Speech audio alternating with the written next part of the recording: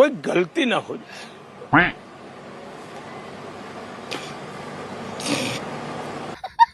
पिछले एक हफ्ते में मोदी जी 2 बार रो चुके और यह बात भी मैं गारंटी के साथ कह सकता हूं कि अगर एक हफ्ते में 4 बार वोटिंग होती तो मोदी जी 4 बार भी रोने लग जाते हैं। ठीक वैसा ही है कि जब आप एग्जाम में कुछ भी लिखकर ना आओ, उसके बाद ग्रेस मार्क्स पाने के लिए आप टीचर्स के सामने रोना धोना शुरू कर दो, प्लीज मैम मुझे पास कर दो किसी तरीके से। आइए जरा इस क्लिप को देखते हैं एक बार।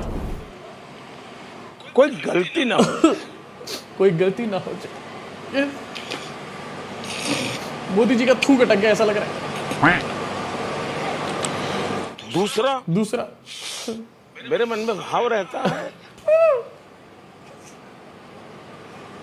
अरे मोदी जी जल्दी बोलो, पनवेल निकलना है। हो सकता है मेरी माँ ने मुझे जन्म दिया। हो सकता है मेरी माँ ने मुझे जन्म दिया। एक सेकेंड पॉज। मोदी जी हो सकता है मेरी माँ ने मुझे जन्म दिया, और क्या होता है मतलब आप वोट मांगने के और चीचा स्कूल ऑफ एक्टिंग के चक्कर में अपनी माता जी के ऊपर क्वेश्चन खड़े करो, मतलब कुछ तो शर्म करो यार मोदी जी। देखिए इसको क्या कहूंगा मैं। मोदी जी इसको काशी कहते हैं, जहां पर आपने कुछ भी काम नहीं किया पिछले 10 सालों के अंदर। अब चलो यार, एक्टिंग तो होती रहती है, लेकिन ये हो सकता है मेरी माँ ने मुझे पैदा किया, मतलब क्या चल रहा है यहाँ पर, कैसे लेवल की एक्टिंग चल रही है ये। इसी के साथ क्योंकि यहाँ पर इंटरव्यूज का एक दौर चल रहा था, मोदी जी नॉमिनेशन फाइल करने वाले थे। एक और इंटरव्यू काफी ज्यादा चर्चा में रहा, जहां पर मोदी जी ने रूबिका को एक इंटरव्यू दिया और रूबिका ने डेफिनेटली सवाल पूछा कि मोदी जी आप थकते क्यों नहीं। लेकिन उससे भी बड़ा हाईलाइट क्या था कि मैं हिंदू मुसलमान कभी भी नहीं करता हूं। जरा सुनिए क्या कह रहे हैं मोदी जी। जिस दिन हिंदू मुसलमान करूंगा ना, उस दिन मैं सार्वजनिक जीवन में रहने योग्य नहीं रहूंगा और मैं हिंदू मुसलमान नहीं करूंगा। ये मेरा संकल्प है। यस, ये मेरा संकल्प है। मोदी जी इसका मतलब साफ है कि अब आप जा सकते हैं नमस्ते, क्योंकि अब आप सार्वजनिक जीवन में रहने योग्य नहीं है। आपने खुद ही यहां पर बोला है। और हिंदू मुसलमान करने की तो मैं आपको क्या ही बताऊं, आपको जरा क्लिप दिखाना चाहता हूं 2-4 दिन पहले का ये। आपको ये तय करना है कि भारत में वोट जिहाद चलेगा या राम राज्य चलेगा। मोदी जी अब आप जा सकते हैं नमस्ते। वैसे इसी इंटरव्यू में आगे चल के मोदी जी ने अपने पुराने एक झूठ को छुपाने के लिए एक और नया झूठ बोल डाला, और उस झूठ को बोलने के चक्कर में कांग्रेस की तारीफें करनी शुरू कर दी। ऐसा लग रहा है कांग्रेस के स्टार कैंपेनर में सबसे ऊपर मोदी जी का नाम होना चाहिए। पहले कांग्रेस के मैनिफेस्टो को यहां पर पब्लिसाइज कर रहे थे, अब कांग्रेस की स्कीम्स को यहां पर अच्छा बताने का काम करें। क्लिपिंग आपको दिखाऊंगा, लेकिन उससे पहले यहां पर बात करना चाहता हूं आदिवासी हेयर ऑयल के बारे में। बहुत सारे लोग मुझे पूछते हैं कि आपका एक्सपीरियंस कैसा है, क्या आपने आदिवासी हेयर ऑयल को यूज किया है। तो हाँ, 1 महीने से ज्यादा मुझे हो चुका है आदिवासी हेयर ऑयल को यूज करते हुए, और मेरे लिए इसके रिजल्ट्स काफी ज्यादा इफेक्टिव हैं, काफी अच्छे हैं। मेरा हेयर फॉल पूरी तरीके से इस टाइम पर रुक चुका है और हेयर रीग्रोथ पे मैं इस टाइम पर काम कर रहा हूं। हाँ, थोड़े लंबे टाइम तक इसको लगाना पड़ेगा, लेकिन मैं काफी होपफुल हूं क्योंकि हेयर फॉल ऑलरेडी रुक चुका है। अब ऐसा सिर्फ इसलिए हो पाया क्योंकि मैं स्कैम से बचा और मैंने जेन्युइन आदिवासी हेयर ऑयल ही मंगवाया। आपको भी जेन्युइन आदिवासी हेयर ऑयल मंगवाना है तो डिस्क्रिप्शन में डिटेल्स है, इनकी वेबसाइट का लिंक है, साथ में इनके नंबर्स हैं, वहीं से ही आप जेन्युइन आदिवासी हेयर ऑयल मंगवाओ, स्कैम में मत फंसो। अभी के लिए आगे बढ़ना चाहता हूं, आपको दिखाना चाहता हूं कैसे मोदी जी ने कांग्रेस की तारीफें करनी शुरू कर दी। भैया तालियां हो जाए चीचा स्कूल ऑफ एक्टिंग के लिए। पर आपने मुसलमानों का जब जिक्र किया तो घुसपैठिया, ज्यादा बच्चा पैदा करने वाला, इसकी क्या जरूरत आन पड़ी? मैं हैरान हूँ जी, ये किसने आपको कहा कि जब ज्यादा बच्चों की बात होती है तो सिर्फ मुसलमान का नाम जोड़ देते हैं? क्यों मुसलमान के साथ अन्याय करते हैं आप? हमारे यहाँ गरीब परिवारों में भी ये हाल है जी। अरे मोदी जी क्या बच्चों को पढ़ा नहीं पा रहे हैं? किसी भी समाज के हो, गरीबी जहाँ है वहाँ बच्चे भी ज्यादा है। तो आप कह रहे हैं मुसलमान? क्या मोदी जी क्या बोलना चाह रहे हो? मोदी जी अभी तक आप ये कहना चाह रहे थे कि ज्यादा बच्चे पैदा करने वाले आप मुसलमानों को डेफिनेटली यहां पर इंडिकेट कर रहे थे और ये दिखा रहे थे कि कांग्रेस के लोग जो है वो सारा पैसा इकट्ठा करके मुसलमानों के अंदर बांट देगा। अब अगर आप ये कह रहे हो कि मैंने मुसलमानों को रेफर नहीं किया, मैंने गरीब लोगों को रेफर किया है, इसका मतलब मोदी जी साफ बनता है कि आप ये कह रहे हो कि कांग्रेस सारा पैसा इकट्ठा कर करके गरीब लोगों के अंदर बांट देगी, उनके बीच में बांट देगी। और ये तो यार कांग्रेस की बुराई से था, मुझे कांग्रेस की तारीफ लग रही है। मतलब कोई भी पार्टी अगर पैसा इकट्ठा करके गरीबों में बांट रही है तो वो पार्टी अच्छा काम कर रही है, खराब काम कर रही है। मतलब एक झूठ को छुपाने के चक्कर में 10 झूठ बोल रहे हैं और 10 बार अपनी पनौतियां लगाए चले जा रहे हैं। मोदी जी नया स्क्रिप्ट राइटर हायर कर लो, नहीं तो इसी तरीके से पूरा इलेक्शन खत्म हो जाएगा, आपका यहां पर हो जाएगा पनौती नंबर 1। इसी इंटरव्यू में मोदी जी ने एक और बहुत मजेदार बात बोली है। मोदी जी कहते हैं कि मेरे घर के पास मुस्लिम परिवार रहते हैं, हमारे घर पर भी मनती है ईद है। ये क्या सुनने को मिल रहा है? अभी तक ये देखने को मिल रहा था कि जो भी विपक्ष के नेता ईद वीद मनाते थे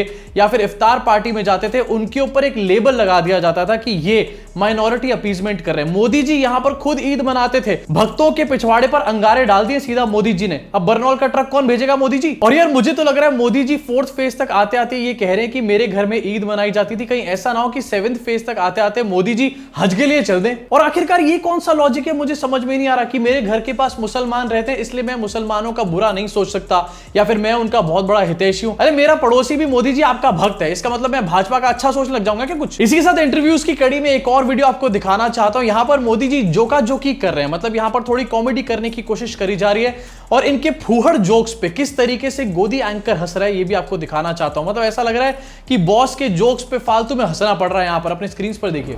मैंने सुना है, अभी मुझे कहा गया है, यस, आपको शहनशाह बोलते हैं। ऐसा है, मैं इतना सहन करता हूं, इतना सहन करता हूं, इतना सहन करता हूं, इतनी गालियां सहन करता हूं, तो स्वाभाविक है मैं शहनशाह हूं। शहनशाह कोई सेंस है इस बात की? ये कैसा जोक है यार, मेरे सर में दर्द हो रहा है लिटरली। यहां पर मैं क्या करूं, वीडियो छोड़कर अभी चला जाऊंगा यहीं कहीं। मतलब क्या बोल रहे हैं मोदी जी, मैं सहता रहता हूं इसलिए मैं शहनशाह बन गया हूं। अरे मोदी जी शहनशाह नहीं होता, शहनशाह बोला जा रहा है पहली बात आपको। और अगर मोदी जी इसी लॉजिक से मैं यहां पर चलूंगा तो अमित शाह के बेटे क्या हुए? शाहजादा, जो कि आप बार बार यहां पर बोलते रहते हैं। मतलब अपने ही घटिया लॉजिकों के चक्कर में आपने टप्पू की भी पनौती लगा दी अपने साथ साथ। क्या चल रही है? इसी साथ आगे बढ़ना चाहता हूं, एक और इंटरव्यू की क्लिपिंग आपको दिखाना चाहता हूं। जब भी आप किसी से सवाल पूछते हैं, पत्रकार किसी से सवाल पूछता है, तो उसका चेहरा जो है गंभीर होना चाहिए। ये लेकिन गंभीर नहीं रख सकते भाई, इनको आदत है बिल्कुल टॉमी की तरह दुम हिलाने की। अपने स्क्रीन पर इस वीडियो को देखिए, गुल्लू भाई साहब कुछ पूछ रहे हैं। देखिए, मेरी एक बहुत पुरानी कविता है, मुझे अभी याद तो नहीं है जी, लेकिन उस कविता का भाव ये था जी कि मुझे जो पत्थर स्माइल देखो गुल्लू के फेस पे भाई, स्माइल। मैं उन्हीं पत्थरों से स्माइल देखो भाई, स्माइल पक्षी बना देता हूं। और ऐसा लग रहा है गुल्लू को उसके मालिक ने 2 रोटियां एक्स्ट्रा खिला दी हो। इसी के साथ मोदी जी ने एक और स्टेटमेंट कर दिया, आपकी स्क्रीन पर ये भी दिखाना चाहता हूं। We will make Pakistan wear bangles, PM Modi calls opposition leaders cowards. मतलब हम पाकिस्तान को चूड़ियां पहनाकर रख देंगे। मित्रों, यहां पर पाकिस्तान को चूड़ियां पहनाकर ये मोदी जी दिखा रहे हैं कि चूड़ियां जो है वो कमजोरी का एक साइन है। चूड़ियां महिलाएं पहनती हैं, और वही दूसरी तरफ मोदी जी चूड़ियों को कमजोरी से जोड़ने का काम कर रहे हैं। ये वही लोग हैं जो कुछ दिन पहले विमेन रिजर्वेशन के बारे में बात कर रहे थे, महिला सम्मान के बारे में बात कर रहे थे, और इनकी अपनी तुलसी वीरानी चाची हर आए दिन महिला सशक्तिकरण के बारे में नाक फोड़ के बातें करती है। लेकिन यहां पर मोदी जी क्या कह रहे हैं, मतलब पूरी तरीके से आयरनी चल रही है भैया यहां पर। इसी के साथ आगे दिखाना चाहता हूं, फाइनली कल मोदी जी ने नॉमिनेशन फाइल कर दिया। आपकी स्क्रीन पर आपको दिखाई दे रहा होगा, मोदी जी काफी मतलब लाव लश्कर के साथ यहां पर जा रहे हैं नॉमिनेशन फाइल करने। लेकिन वहीं दूसरी तरफ आपको बताना चाहूंगा, श्याम रंगीला जो कि मोदी के अगेंस्ट वाराणसी के चुनाव में खड़े हुए थे, उनको नॉमिनेशन ही फाइल नहीं करने दिया जा रहा था। एन मौके पे उनका नॉमिनेशन फाइल हुआ है, और उन्होंने काफी सारी इसकी वीडियोस बना करके डाली कि कैसे उनकी नॉमिनेशन को लगातार टाला जा रहा था। बार बार लोग ये कहते हैं कि अरे मोदी जी तो वाराणसी से जीत ही जाएंगे। अगर मोदी जी वाराणसी से जीत जाएंगे तो श्याम रंगीला जैसे एक बंदे से मोदी जी इतना क्यों डर रहे थे आखिरकार। और इसी के साथ आपको यह भी दिखाना चाहता हूं कि एक और नॉमिनेशन कल फाइल किया गया है। ये है कंगना रनौत का मंडी से नॉमिनेशन। देख रहे हो आप, सेम डे पे नॉमिनेशन फाइल किया जा रहा है। ऐसा ना हो कहीं मोटा भाई बैठकर फ्लेम्स निकाल रहे हो। अब आगे बढ़ते हैं और एक काम की खबर आपको दिखाना चाहता हूं। पिछले साल ईडी ने छापे मारे थे और न्यूज क्लिक के जो फाउंडर है उनको अरेस्ट करने का काम किया था। प्रबीर पुरकायस्ता इनका नाम है, और आज बड़ी न्यूज निकलकर सामने आई है कि सुप्रीम कोर्ट ने इनको रिलीज करने का ऑर्डर दिया, और साथ में यह भी कहा है कि इनको इलीगल तरीके से रिमांड पर रखा गया था, विच क्लियरली शोज कि ईडी किस वेंडेटा के अंडर इस टाइम पर काम कर रही है। लेकिन ये बहुत दिन नहीं चलने वाला मोदी जी, कुछ आखिरी दिन है, मजे कर लो। ईडी के साथ इनकम टैक्स की भी एक न्यूज कल निकलकर सामने। इनकम टैक्स की बिल्डिंग में कल भारी भरकम यहां पर आग लग गई, और इस पूरे मैटर में एक बंदे की मौत भी यहां पर हो गई। अपोजिशन के लोग बोल रहे हैं कि फाइलें जलाने का काम किया जा रहा है मोदी जी के द्वारा। अब वैसे आपको क्या लगता है कि हार से पहले क्या फाइलें जलाने की कोशिश करी जा रही है, या फिर जेन्युइनली आग लग सकती है कहीं पर? नीचे कमेंट सेक्शन में जरूर बताना। अब आगे बढ़ना चाहूंगा और बात करना चाहूंगा पाकिस्तान के बारे में। यस, रोज मोदी जी पाकिस्तान के बारे में जिक्र करते हैं। रिसेंटली मोदी जी कह रहे थे कि पाकिस्तान के लोग जो हैं वो चाहते हैं कि राहुल गांधी इंडिया के पीएम बन जाए। लेकिन आज कुछ नई खबर देखने को मिल रही है। पाकिस्तान के लोग ये कह रहे हैं, और बड़े बड़े बिजनेसमैन ये कह रहे हैं कि मोदी जी दोबारा पीएम बन जाएं। अब मोदी जी क्या बोलेंगे अपनी स्क्रीन पर? इसके लोग चाहते हैं कि राहुल गांधी पीएम बन जाए, पाकिस्तान के लोग ये भी चाहते हैं कि मोदी जी पीएम बन जाए।